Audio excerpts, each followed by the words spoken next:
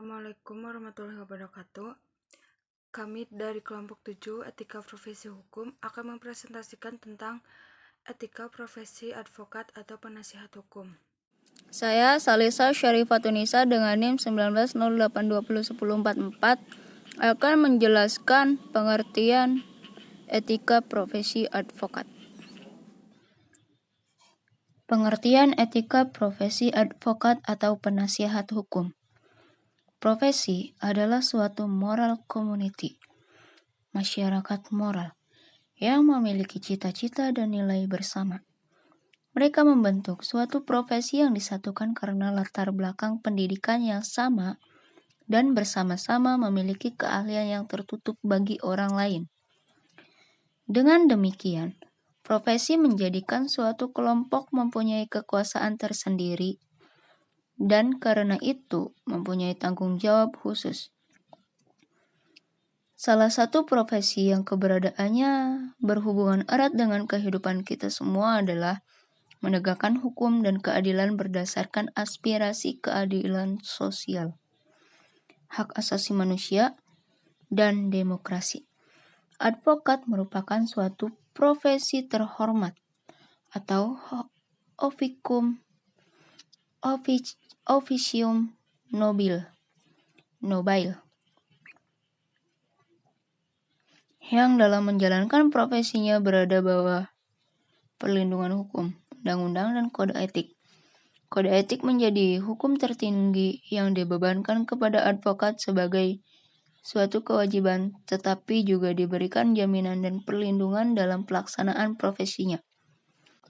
Advokat adalah orang yang dalam proses peradilan bertugas untuk menampilkan fakta-fakta dari kejadian-kejadian yang menimbulkan sengketa terkait selengkap mungkin dan tentu saja yang mendukung kepentingan kliennya, termasuk aturan-aturan hukum yang dipandang relevan dan interpretasinya kesemuanya itu dikemas dalam suatu argumentasi rasional yang dibangun untuk mencapai suatu putusan hukum yang adil manusiawi dari sudut pihak kliennya.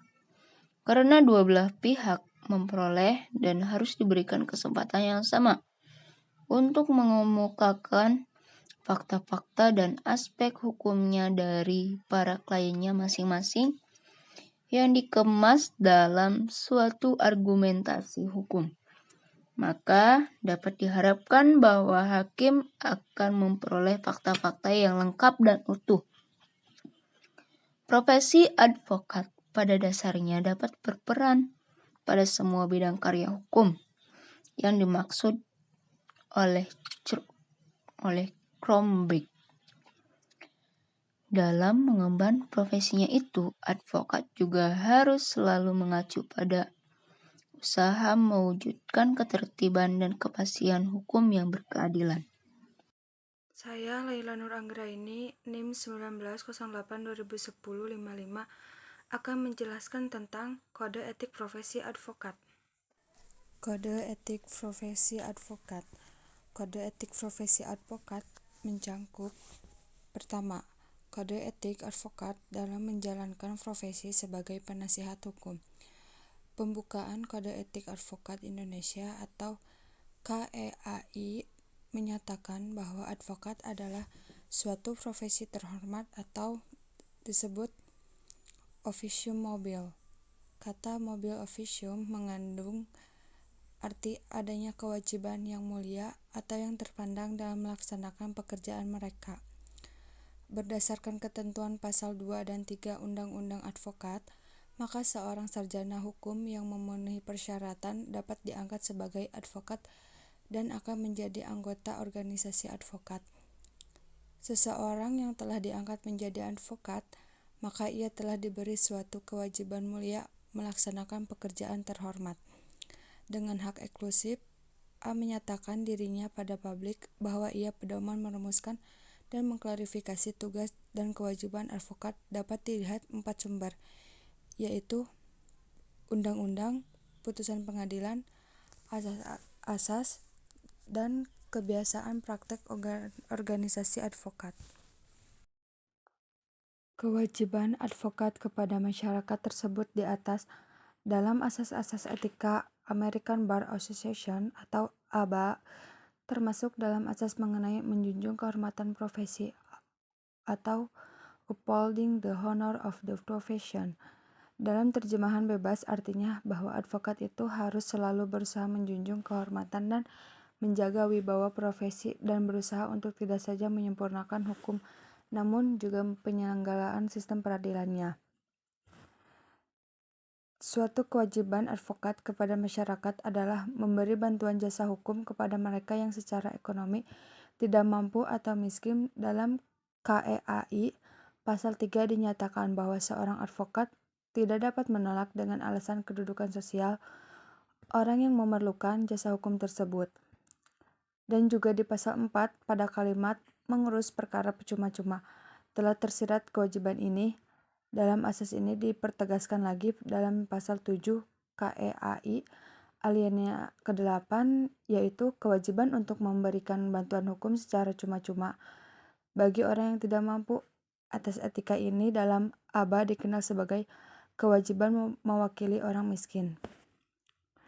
Meskipun di Indonesia telah ada lembaga-lembaga yang membantu kelompok ekonomi lemah ini, khususnya dengan nama Lembaga Bantuan Hukum atau LBH dan Biro Bantuan Hukum atau BBH, namun kewajiban advokat atau kantor advokat memberi jasa hukum kepada klien miskin tetap harus diutamakan oleh profesi terhormat ini.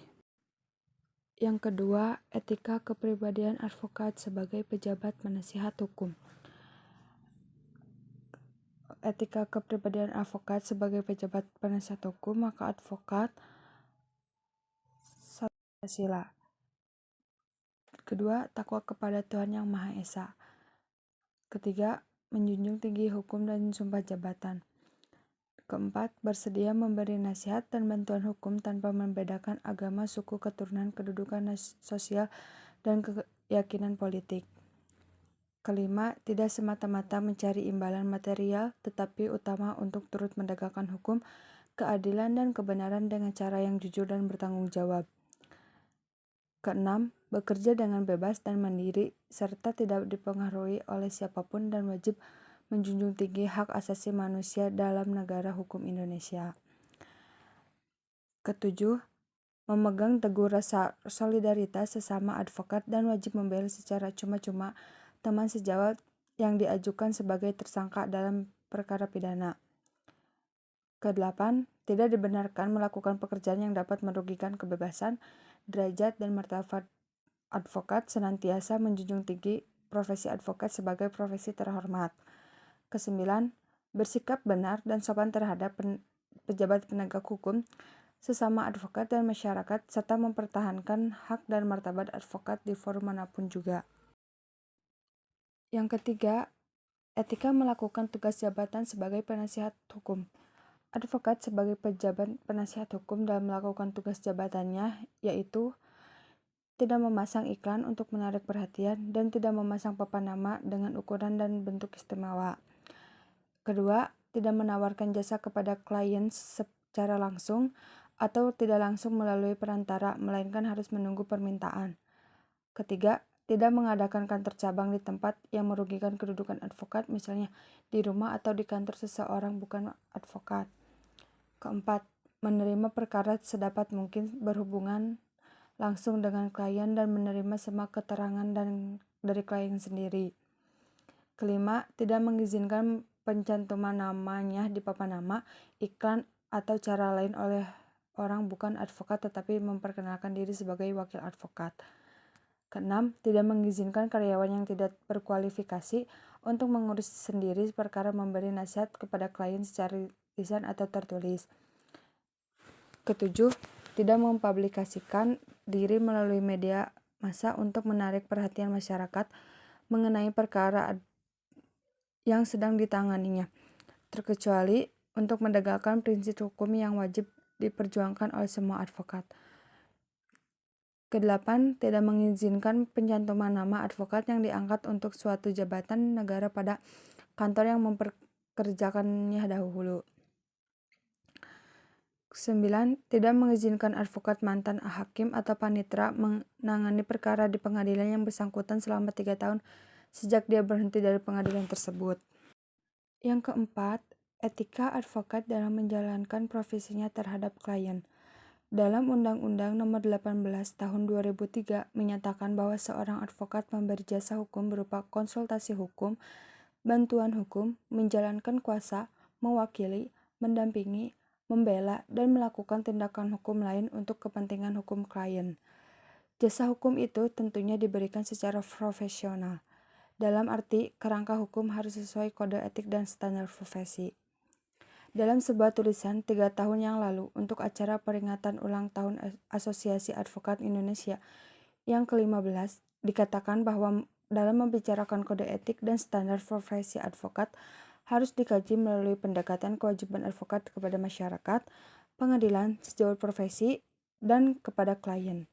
Selanjutnya, dikatakan bahwa membagi jasa hukum yang diberikan seorang advokat itu ke dalam beberapa kategori, yaitu pertama, berupa nasihat lisan ataupun tulisan terhadap permasalahan hukum yang dipunyai klien, termasuk di sini membantu merumuskan berbagai jenis dokumen hukum. Dalam kategori ini, advokat secara teliti antara lain memberi penafsiran terhadap dokumen-dokumen hukum yang bersangkutan dalam kaitannya dengan peraturan perundang-undangan Indonesia. Kedua, jasa hukum membantu dalam melakukan negosiasi atau proses tawar-menawar dalam perundingan, atau mediasi atau menyelesaikan suatu perselisihan. Advokat harus memahami keinginan klien maupun pihak lawan dan tugas utamanya memperoleh penyelesaian secara memuaskan para pihak. Kadang-kala advokat harus pula diminta menilai bukti-bukti yang diajukan pihak-pihak, tapi tujuan utama jasa hukum di sini adalah memperoleh penyelesaian di luar pengadilan. Ketiga, pengadilan. Dalam kategori ini, jasa hukum adalah membantu klien di pengadilan, baik di bidang hukum perdata, hukum pidana, hukum tata usaha, atau administrasi negara, ataupun mungkin di Mahkamah Konstitusi. Dalam kasus-kasus hukum pidana, maka bantuan jasa hukum didahului pula oleh bantuan ketika klien diperiksa di kepolisian atau kejaksaan. Kelima, etika hubungan sesama rekan advokat sebagai penasihat hukum. Seorang advokat adalah berkomunikasi atau menegosiasi masalah perkara langsung dengan seseorang yang telah mempunyai advokat. Tanpa kehadiran advokat orang ini, asas ini tercantum dalam Kanon 9 ABA. Dalam asas ini tidak berlaku untuk mewawancarai saksi-saksi dari pihak lawan dalam berperkara. Terdapat pada alinea 5 dan 6 pasal 7 KEAI. Suatu etika hubungan sesama rekan advokat sebagai sesama pejabat penasihat hukum ialah: pertama, mempunyai hubungan yang harmonis antara sesama rekan advokat berdasarkan sikap saling menghargai dan mempercayai. Kedua, tidak menggunakan kata-kata tidak sopan atau yang menyakitkan hati jika membicarakan teman sejawat atau jika berhadapan satu sama lain di dalam sidang pengadilan. Ketiga, mengemukakan kepada Dewan Kehormatan Cabang setempat sesuai dengan hukum acara yang berlaku keberatan terhadap tindakan teman sejawat yang dianggap bertentangan dengan kode etik advokat. Keempat, dilarang menarik klien dari teman sejawat. Kelima, dengan sepengetahuan teman sejawat yang telah menjadi advokat tetap kliennya dapat memberi nasihat kepada klien itu dalam perkara tertentu atau menjalankan perkara untuk klien yang bersangkutan. Keenam, yang baru dapat menerima perkara dari advokat lama setelah ia memberikan keterangan bahwa klien yang semua kewajiban terhadap advokat yang lama. Kedelapan, yang baru boleh melakukan tindakan yang sifatnya tidak mudah ditunda, misalnya naik banding atau kasasi karena tenggang waktunya segera berakhir. Ke-9, yang lama selekas mungkin memberikan kepada advokat yang baru semua surat dan keterangan penting untuk mengurus perkara itu. Yang keenam, etika pengawasan terhadap advokat melalui pelaksanaan kode etik advokat. Suatu etika pengawasan terhadap advokat melalui pelaksanaan kode etik advokat sebagai berikut. Pertama, pengawasan terhadap advokat melalui pelaksanaan kode etik advokat dilakukan oleh Dewan Kehormatan baik di cabang maupun di pusat dengan acara dan sanksi atas pelanggaran yang ditentukan sendiri. Tidak satu pasal pun dalam kode etik advokat ini yang memberi wewenang kepada badan lain selain Dewan Kehormatan untuk menghukum pelanggaran atas pasal-pasal dalam kode etik advokat ini oleh seorang advokat. Hal-hal yang belum diatur dalam kode etik advokat ini ataupun menyempurnakannya diserahkan kepada Dewan Kehormatan Pusat untuk melaksanakannya dengan kewajiban melaporkannya kepada Munas yang berikutnya. Tugas dan kewajiban advokat. Salah satu tugas advokat adalah melayani klien. Untuk dapat melayani klien, tentunya seorang advokat harus terlebih dahulu menguasai hukum-hukum positif. Ada dua kategori pelayanan yang diberikan advokat kepada klien, yaitu pelayanan aktif atau pasif. Kategori pelayanan yang bersifat aktif, advokat memberikan pelayanan berupa 1.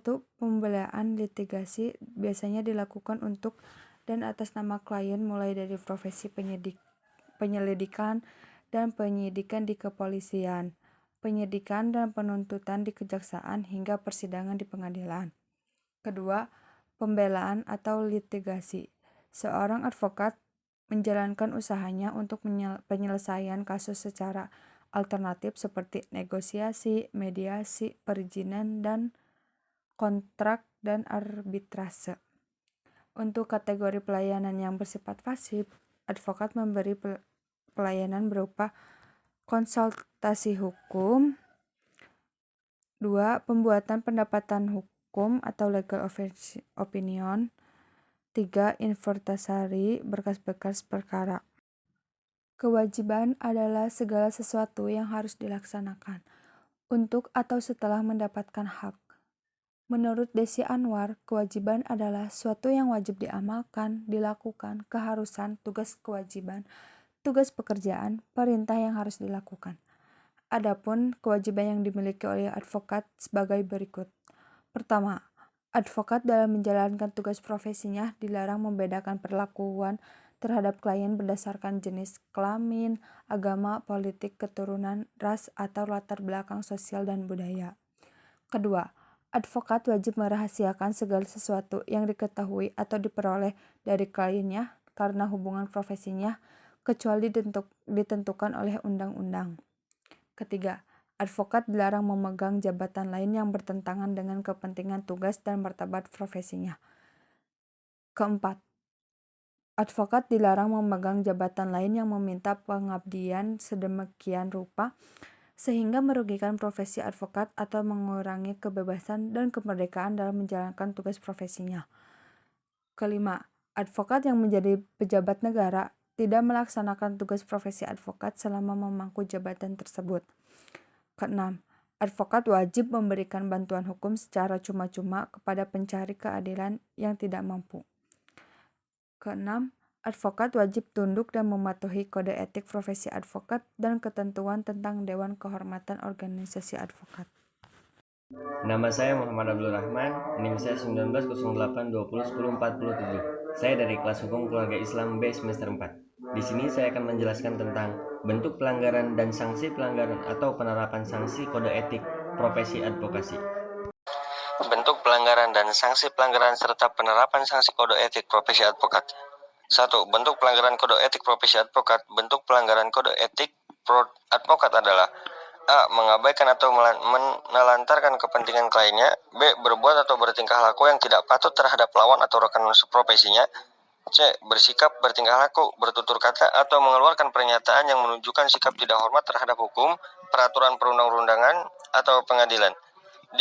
Berbuat hal-hal yang bertentangan dengan kewajiban, kehormatan, atau harkat dan martabat profesinya. E. Melakukan pelanggaran terhadap peraturan perundang-undangan dan atau pembuatan tercela. F. Melanggar sumpah atau janji advokat dan atau kode etik profesi advokat. Menurut Barimbing, cara-cara kotor yang seringkali dilakukan oleh advokat dalam proses peradilannya itu, yang pertama, jadi penghubung atau pelaku dalam melakukan solusi dengan aparat hukum seperti penyidik, penuntut umum, dan hakim. Yang kedua, membuat dalil yang membelokkan permasalahan pokok, mengaburkan permasalahan hukum, atau melanggar kode etik profesi. Yang ketiga, menyembunyikan barang bukti, mempersulit penyidik untuk mendapatkan bukti, barang ataupun keterangan saksi, bahkan ada oknum advokat yang berani membuat bukti palsu dan lain-lain. 2. Sanksi pelanggaran kode etik profesi advokat. Hukuman yang diberikan dapat berupa: yang pertama, peringatan biasa bila mana sifat pelanggarannya tidak berat. Yang kedua, peringatan keras bila mana sifat pelanggarannya berat atau karena mengulang kembali pelanggaran kode etik atau tidak mengindahkan sanksi peringatan yang pernah diberikan. Yang ketiga, pemberhentian sementara untuk waktu tertentu selama 3-12 bulan bila mana sifat pelanggarannya berat, tidak mengindahkan dan tidak menghormati ketentuan kode etik atau bila mana setelah mendapat sanksi berupa peringatan keras masih mengulangi melakukan pelanggaran kode etik. Pemberian sanksi ini harus diikuti dengan larangan untuk menjalankan profesi advokat di luar maupun di muka pengadilan, dan terhadap mereka yang dijatuhi sanksi pemberhentian sementara disampaikan kepada Mahkamah Agung untuk diketahui dan dicatat dalam daftar advokat.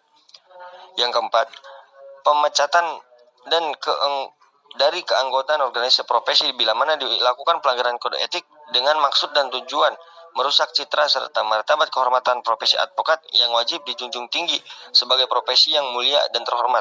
Terhadap mereka yang dijatuhi sanksi pemecatan dan dari keanggotaan organisasi profesi disampaikan kepada Mahkamah Agung untuk diketahui dan dicatat dalam daftar advokat. Pelanggaran kode etik advokat yang dilakukan oleh advokat dapat diajukan pengaduan.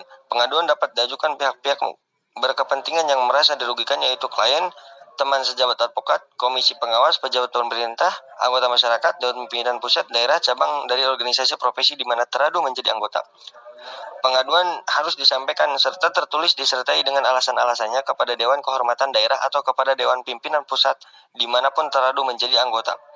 Penindakan tersebut dilakukan oleh Dewan Kehormatan Organisasi Advokat sesuai dengan kode etik profesi advokat. Dewan Kehormatan Organisasi Advokat memeriksa dan mengadili pelanggaran kode etik profesi advokat berdasarkan tata cara Dewan Kehormatan Organisasi Advokat. 3. Penerapan sanksi pelanggaran kode etik profesi advokat. Prosedur pemeriksaan dan mengadili pelanggaran kode etik advokat di Indonesia. Yang pertama, adanya pengaduan yang diajukan oleh pihak-pihak yang berkepentingan dan merasa dirugikan, yaitu klien, teman sejawat advokat, komisi pengawas, pejabat pemerintah, anggota masyarakat, dewan pimpinan pusat, daerah, cabang dari organisasi profesi di mana teradu menjadi anggota. Pengaduan tersebut harus disampaikan secara tertulis disertai dengan alasan-alasannya kepada Dewan Kehormatan Daerah atau kepada Dewan Pimpinan Pusat di mana teradu menjadi anggota. Bila mana di tempat tidak ada Dewan Pemimpin Daerah atau cabang organisasi, pengaduan disampaikan kepada Dewan Kehormatan Daerah terdekat atau langsung ke Dewan Pimpinan Pusat. Yang kedua, setelah Dewan Kehormatan Daerah menerima pengaduan tertulis yang disertai dengan surat-surat bukti, selanjutnya Dewan Kehormatan Daerah menyampaikan surat pemberitahuan selambat-lambatnya dalam waktu 14 hari dengan surat kilat khusus tercatat kepada teradu tentang adanya pengaduan dengan menyampaikan salinan atau kopi surat pengaduan tersebut. Yang ketiga, selambat-lambatnya dalam waktu 21 hari pihak teradu harus memberikan jawabannya secara tertulis kepada Dewan Kehormatan Cabang atau daerah yang bersangkutan, disertai surat-surat buku yang dianggap perlu. Yang keempat, dalam 21 hari tersebut, teradu tidak memberikan jawaban tertulis, Dewan Kehormatan Daerah menyampaikan pemberitahuan kedua dengan peringatan bahwa apabila dengan waktu 14 hari sejak tanggal surat peringatan tersebut dia tetap tidak memberikan jawaban tertulis, maka ia dianggap telah melepaskannya hak jawabannya. Yang kelima, dalam hal teradu tidak menyampaikan jawaban dan dianggap telah melepaskan hak jawabnya, dengan Kehormatan Daerah dapat segera mengajukan putusan tanpa kehadiran pihak-pihak yang bersangkutan. Yang keenam, dalam hal jawaban yang diadukan telah diterima, maka Dewan Kehormatan dalam waktu selambat-lambatnya 14 hari menetapkan hari sidang dan menyampaikan pelanggaran secara patut kepada pengadu dan kepada teradu untuk hadir di persidangan yang sudah diterapkan. Yang 8, panggilan-panggilan tersebut harus sudah diterima oleh yang bersangkutan paling lambat 3 hari sebelum hari sidang yang ditentukan. Yang ke-8, Dewan Kehormatan Daerah bersidang dengan majelis yang terdiri dari sekurang-kurang atas 3 orang anggota yang salah satu merangkap sebagai ketua majelis tetapi harus selalu berjumlah ganjil. Yang ke-9, setelah memeriksa mempertimbangkan pengadilan, pembelaan, surat-surat bukti dan keterangan saksi-saksi, maka Majelis Dewan Kehormatan mengambil keputusan yang dapat berupa: 1. Menyatakan pengaduan dan mengaku tidak dapat diterima.